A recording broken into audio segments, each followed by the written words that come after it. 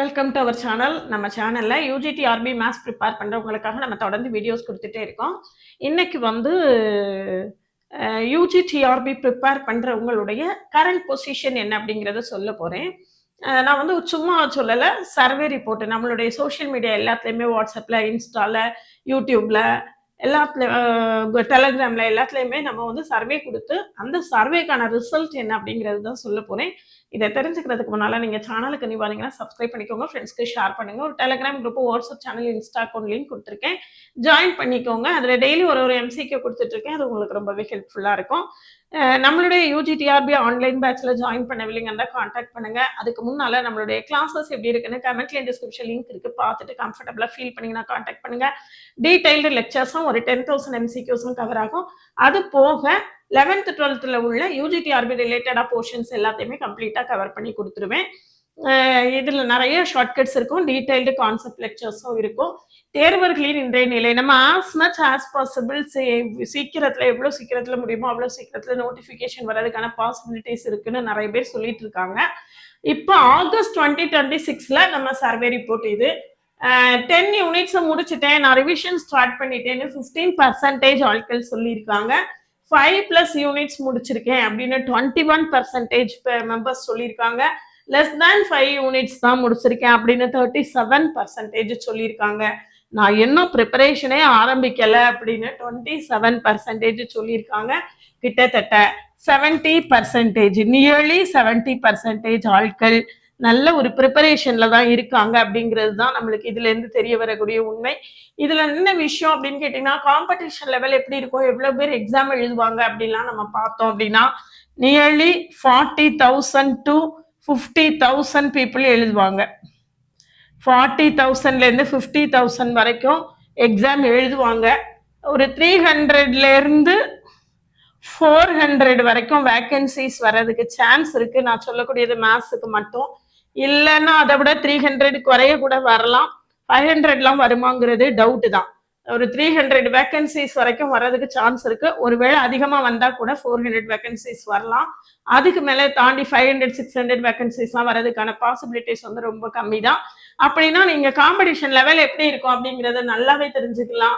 40,000லேருந்து 50,000 பேர் எக்ஸாம் எழுத போகிறாங்க. 300 வேக்கன்சிஸ், 300லேருந்து 400 வேக்கன்சிஸ் தான் இருக்கும். அப்படின்னா நம்ம எத்தனையில ஒரு ஆளா வரணும் அப்படிங்கிறத யோசிச்சுக்கோங்க. அதுக்கு தகுந்த மாதிரி நம்ம என்ன செய்யணும், ரொம்பவே படிக்கணும். இதுல என்ன விஷயம் அப்படின்னு கேட்டீங்கன்னா, ஆல்ரெடி 70% ஆட்கள் படிச்சுட்டு இருக்காங்க, நான் இன்னும் படிக்கவே இல்லை, என்னால இனிமே முடியுமா அப்படின்னு கேட்டா, இதுல உள்ள பியூட்டியே என்ன அப்படின்னு கேட்டீங்கன்னா, லாங் டேர்மா படிச்சுட்டு இருக்கிறவங்களுக்கு தான் கிடைக்கும், புதுசா இப்பதான் படிக்கிறவங்களுக்கு கிடைக்காது, நோட்டிபிகேஷன் ஆரம்பிச்சு வந்ததுக்கு பிறகு படிச்சவங்களுக்கு கிடைக்காது. எந்த ரூல்ஸுமே அங்க இல்ல, யாருக்கு வேணாலும் கிடைக்கலாம், யாருக்கு வேணாலும் கிடைக்காம போகலாம். இது வந்து அது வந்து ஒரு ஒரு உங்களால இமேஜினே பண்ண முடியாத ஒரு ஒரு ஒரு சூட்சுமமான விஷயமா தான் இருக்கும். நோட்டிபிகேஷன் வந்த பிறகு படிச்சவங்க பல பேருக்கு கிடைச்சிருக்கு, ரொம்ப நீண்ட நாளா படிச்சுட்டு இருந்த சில பேருக்கு கிடைக்காம போயிருக்கு.